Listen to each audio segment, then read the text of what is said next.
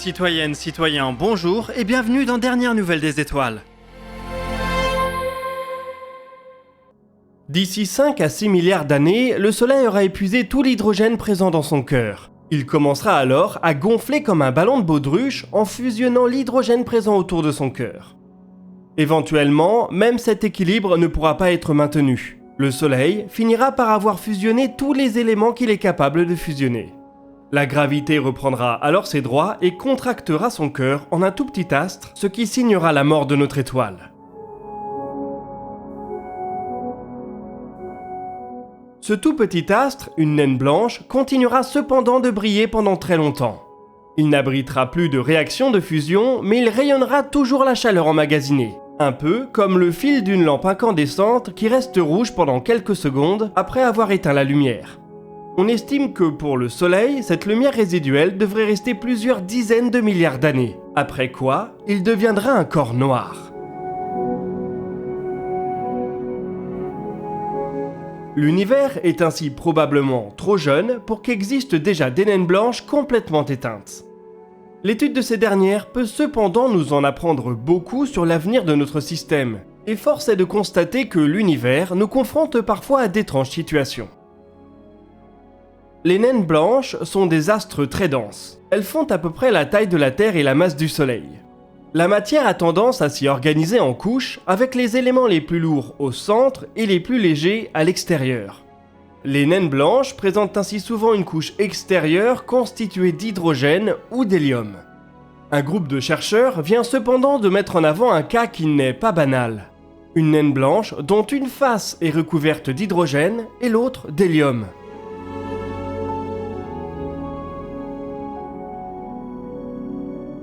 La découverte est accidentelle. L'équipe cherchait des naines blanches fortement magnétisées. Ils ont détecté un candidat dont la luminosité variait selon une période de 15 minutes, ce qui est très inhabituel. Il a ensuite pu être observé que la naine blanche était en rotation et qu'elle nous présente successivement deux faces, dont l'une est plus brillante que l'autre. Des analyses de spectre ont ensuite pu confirmer qu'il s'agissait d'un astre à deux faces, hydrogène et hélium. L'existence de cet astre pose évidemment la question de sa formation. Les étoiles sont généralement des astres symétriques. On peut donc se demander quel déséquilibre a pu produire une telle curiosité. L'équipe qui a réalisé la découverte penche sur une influence du champ magnétique de la naine blanche. Si ce dernier est asymétrique et suffisamment fort, il peut suffire à différencier la matière aux endroits où il est le plus fort. Il pourrait aussi s'agir d'une phase de transformation commune à toutes les naines blanches. Peut-être qu'en refroidissant, ces dernières passent d'une surface d'hydrogène à une surface d'hélium. Certains modèles pointent vers un tel phénomène. Notre étrange naine blanche double face serait ainsi en pleine transition. Une partie de son hydrogène se serait enfoncée vers le cœur, tandis que le reste ferait de la résistance. Cela expliquerait pourquoi on observe une face d'hydrogène sur certaines naines blanches et une surface d'hélium sur d'autres. La découverte d'astres similaires pourrait éventuellement confirmer qu'il ne s'agit pas d'une curiosité très rare. La naine blanche en question pourrait aussi faire l'objet d'analyses plus fines pour essayer de déterminer plus précisément la répartition de sa surface. Cette dernière pourrait alors être comparée à des modèles de champs magnétiques pour peut-être résoudre le mystère.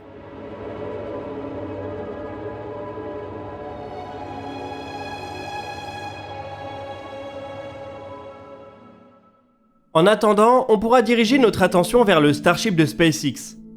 En avril dernier, il a effectué sa première tentative de vol orbital. Celle-ci a été un échec avec une désintégration avant même la séparation du second étage.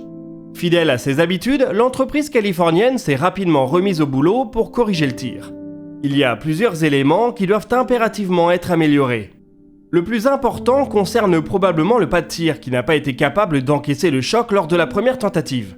Il a depuis été modifié par l'ajout d'une plaque d'acier et d'un système de déluge. Il y a quelques jours, ces éléments ont été testés dans des séquences impressionnantes. La mise en route des jets d'eau semble presque aussi bruyante que celle d'un moteur fusée. On verra lors du prochain essai si ce système est suffisant pour éviter la projection de débris tout autour du site de lancement.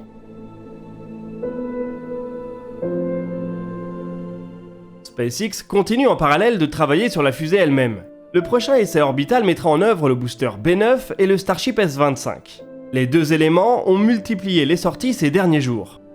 Le 20 juillet, l'entreprise a tweeté des images du B9 en train d'être transféré vers le pas de tir. Il a commencé une série de tests qui mènera probablement à une mise à feu statique. Le Starship S-25 est déjà passé par cette étape il y a environ un mois. Tous ces développements laissent à penser que SpaceX pourrait être techniquement prêt dans les semaines qui viennent. Un nouvel essai orbital avant la fin de l'été semble ainsi possible. Enfin, les choses ne sont pas aussi simples car il faut aussi dégager la voie du côté administratif.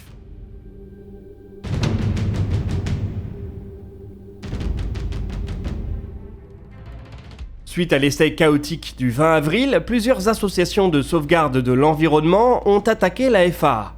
Elles estiment que celle-ci n'aurait jamais dû accorder les autorisations de lancement à SpaceX. L'administration américaine a donc intérêt à ce que le deuxième essai se passe beaucoup mieux, au moins en termes de sauvegarde de la zone autour du pas de tir. Il va donc falloir la convaincre que les modifications apportées sont suffisantes, ce qui pourrait prendre bien plus longtemps que les quelques semaines dont SpaceX semble avoir besoin pour être prêt. C'est le calendrier d'Artemis qui risque de mettre la pression et d'aider SpaceX à forcer le passage.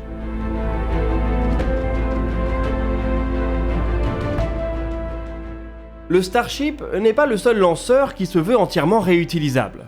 On a découvert l'architecture de la fusée de Stock Space qui fait appel à des principes différents. Et on commence à avoir une idée de ce qui se cache derrière le projet Jarvis de Blue Origin.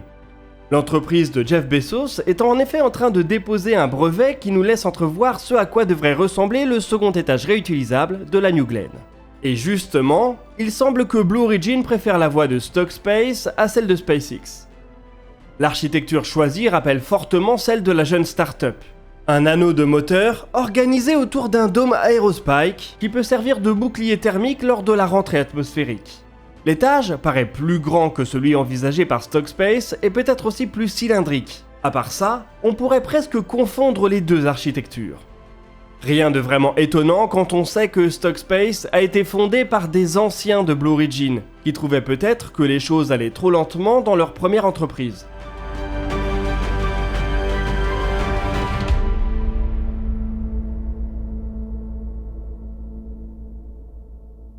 On va rapidement voir si Blue Origin va pouvoir avancer suffisamment vite pour que Jarvis n'arrive pas trop après le Starship.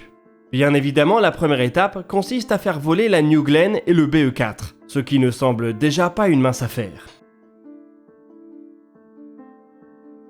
En Chine aussi, les choses bougent, et on se prépare au voyage habité vers la Lune.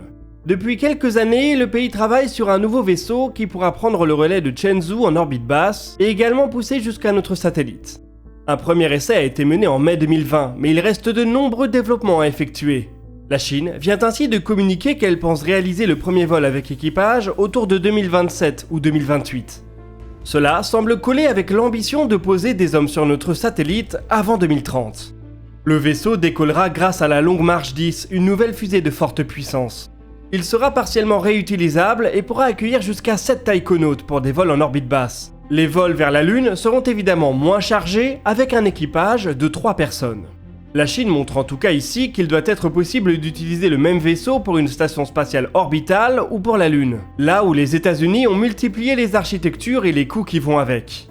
Dans l'ensemble, les choix chinois semblent plus simples et moins onéreux. C'est peut-être ce qui permettra au pays de se poser sur notre satellite avant l'Occident.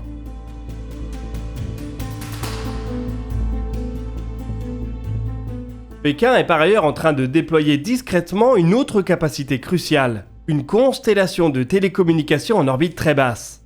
Elle devrait être constituée de 300 satellites, on est donc loin des dizaines de milliers d'éléments envisagés par SpaceX, ce qui n'est probablement pas plus mal pour l'encombrement de l'orbite terrestre. Ils ont la particularité d'embarquer également des capteurs pour l'observation de la Terre. Ils pourront ainsi offrir un délai de revisite extrêmement court, de l'ordre de 15 minutes. L'ensemble devrait être propulsé sur une orbite inférieure à 400 km d'altitude, ce qui permettra à la fois des temps de réponse très courts pour la partie télécommunication et des images ou mesures très précises pour les capteurs embarqués.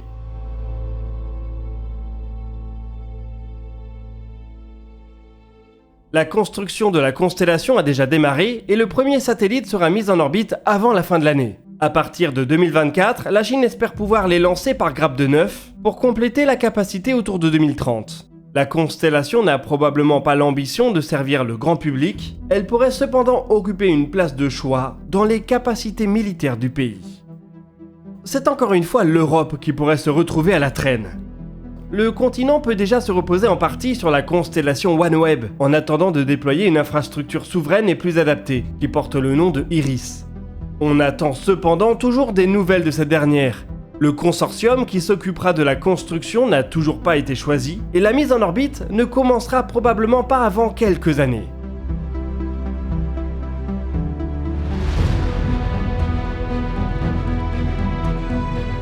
Sur ces mots, on boucle l'épisode de la semaine. L'émission continue en live ce jeudi à partir de 10h avec Max. Le lien pour assister à l'émission est en description. N'hésitez pas à partager vos questions dans les commentaires, on y répondra dans l'espace commentaire qui sortira pendant les vacances. Vous pouvez trouver nos sources et nos réseaux sociaux dans la description. La chaîne va pour sa part prendre un peu de congé après le dossier de jeudi. On vous a comme d'habitude préparé des vidéos pour le mois d'août. Le programme normal, lui, reprendra la semaine du 28. On se revoit donc dans 2 jours et d'ici là, citoyennes, citoyens, portez-vous bien.